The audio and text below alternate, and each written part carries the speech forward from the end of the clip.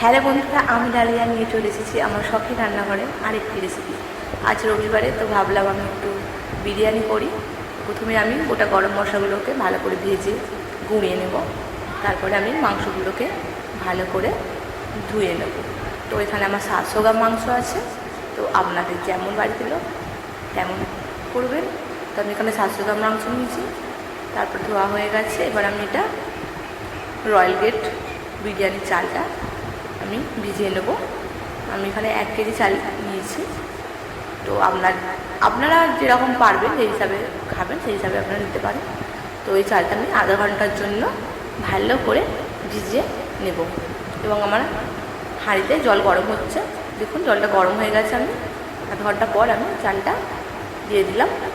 এতে দিয়েছি তেজপাতা, দারচিনি, লবঙ্গ এবং লবণ দিয়ে চালটাকে দিয়ে দিয়েছি। এবং এটা কড়াইয়ে গোটা গরম মশলা, তেজপাতা, পেঁয়াজ এগুলোকে ভালো করে আমি ভেজে নেব।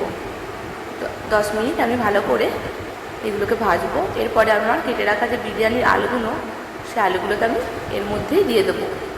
দিয়ে ভালো করে মিশিয়ে এতে আমি পরিমাণ মতন হলুদ গুঁড়ো দিয়ে ভালো করে নেড়ে আমার আগে থেকে কেটে রাখা ক্যাপসিকাম কুচি এবং 4টে কাঁচা লঙ্কা আমি এতে দিয়ে আবার ভালো করে মিশিয়ে নেব।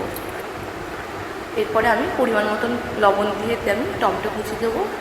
দিয়ে ভালো করে মিশিয়ে এতে আমি কাশ্মীরি লঙ্কার গুঁড়ো দিয়ে দেব।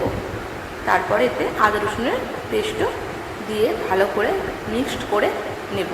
তো দেখবেন 10 মিনিটের মতন একটু ভালো করে মিক্সড করবেন। এরপরে জল ঢেলে দেবো এবং আমি চাপা দিয়ে দিয়েছি। 10 মিনিট পর দেখবেন এটা হয়েছে কিনা, একটু বাকি আছে।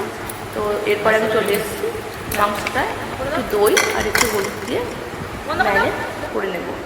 এবার আমার আলুগুলো সিদ্ধ হয়ে গেছে। আলুগুলো দেখুন একে একে আমি তুলে নিচ্ছি।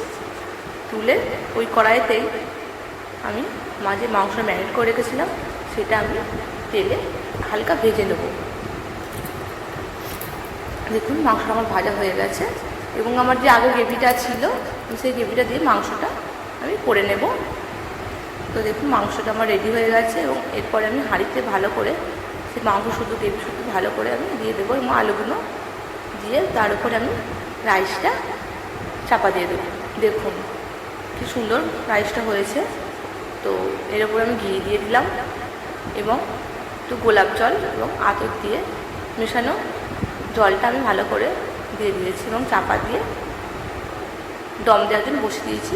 তো দেখুন আধা ঘন্টা পর আমার বিরিয়ানি রেডি হয়ে গেছে। দেখুন বিরিয়ানিটা খুবই সুন্দর করেছিল। তো এরকম ভিডিও দেখার জন্য অবশ্যই আমার চ্যানেলটাকে সাবস্ক্রাইব করুন, লাইক, কমেন্ট আর একটু সাপোর্ট করুন। তো এরকম ভিডিও পাওয়ার জন্য আর বাড়িতে বানিয়ে অবশ্যই দেখুন, খুবই অসাধারণ খেতে হয়েছিল। একবার বাড়িতে ট্রাই করবেন আর শেয়ার, কমেন্ট, ফলো অবশ্যই করবেন। বাই।